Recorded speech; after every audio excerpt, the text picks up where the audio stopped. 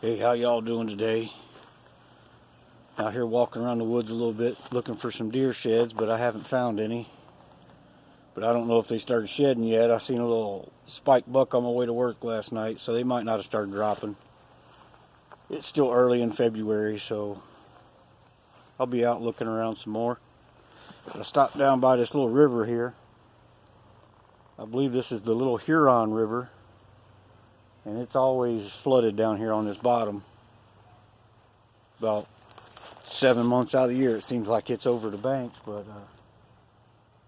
it reminds me of the ones I got baptized in when I was a kid. I don't know if y'all ever been baptized in a southern church or a country church, but they didn't have no baptismal. They took you out to a little creek or a river like this right here. And I don't know how many times I've been baptized, but I got baptized one time because I needed to get my driver's license. I went in to get my driver's license permit, and the lady said I had to have 2 forms of ID, and all I had was a Social Security card. And I said, well, this is all I got. And so she said, well, you either need a birth certificate, a voting registration, or a baptismal certificate. I said, what? Hold on. I said, I can get with a baptism certificate? She said, yeah, if you got a baptism certificate and your Social Security card, you can get your driver's license permit today. I said, hold on. I went outside because the 2 guys that drove me to the license bureau were both preachers. So I went out and said, hey, if you guys want to baptize me, I can get my permit today. So they took me back to the house, and they had an outdoor swimming pool.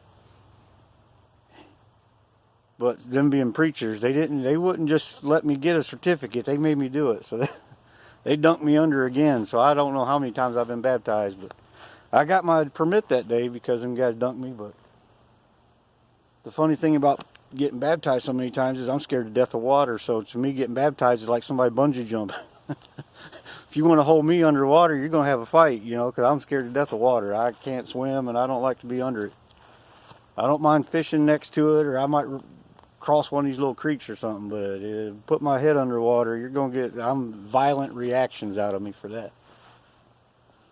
But I don't know. It's been kind of a hard couple weeks. Temperature's been in the negatives and windstorms, and I don't like to be in these woods in windstorms. The trees breaking off and everything, so I stay away. Everybody likes to be outdoors and do stuff outdoors, but you know, we don't live in a time where I need to risk my life to do it. I'm not lost on a mountain somewhere. I just live right down the road. There ain't no sense in coming in here. Oh, but I got a little something to show you. I'm carrying a 22 Heritage Rough Rider today. This one's got the Bluebird grip on it. It's sort of a Doc Holliday looking style grip.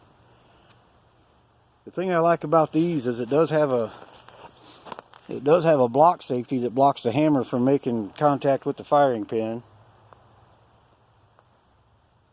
But I've got the 22 long rifle cylinder in it right now because these come with a long rifle and a magnum cylinder. But just for carrying out in the woods on a day like this, when I might see a groundhog popping its head up or something, I just got the long rifle in there. I don't know if y'all ever tried these out, but for the price, I think they're one of the best little handguns you can get. Especially a revolver with a safety on it, so you can actually carry it fully loaded with the 6 rounds in it and not have to worry about it smacking around and going off. And then that Bluebird grip right there, you gotta admit, that's sexy right there. I like that. But I've got an older one that belonged to my dad, and it's got the longer barrel. This is, I believe, 4-inch, and the other one's 4 3/4 or 5-inch, I believe. Don't hold me to that because I'm just guessing at the length, but I know the other one's longer. But these things really shoot good. They're accurate. And the 22, still one of the cheapest rounds you can buy. They're coming back. But I guess I've took up enough of y'all's time. I just hadn't talked to everybody in a while. But alright, I'll catch you later. No, I want to talk to you again.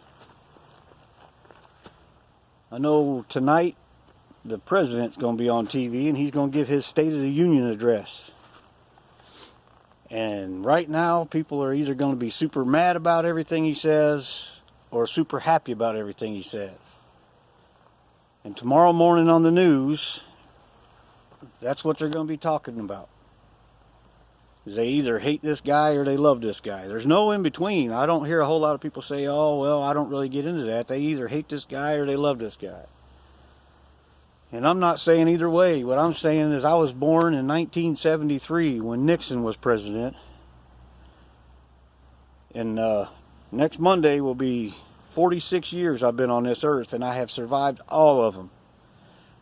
And when I really, really wanted a job, I had a job. And I don't mean going around telling people, oh, well, I'm looking. No, I mean when I really wanted a job, I had a job. So, you know, if I wanted to go to church, I went to church. And nobody was stopping me. Nobody stopped me from working. So no matter what you feel about politics right now, don't let that discourage you from getting up every day and going out and doing what you got to do to take care of your family and yourself. I've survived all the presidents from Nixon on up till now. I'll be all right no matter who they elect. So don't get all burned up about it. If you get up in the morning and all you want to do is listen to the news and you get mad every time somebody says something bad about the president, or you get mad if somebody says something good about the president, either way, just calm down.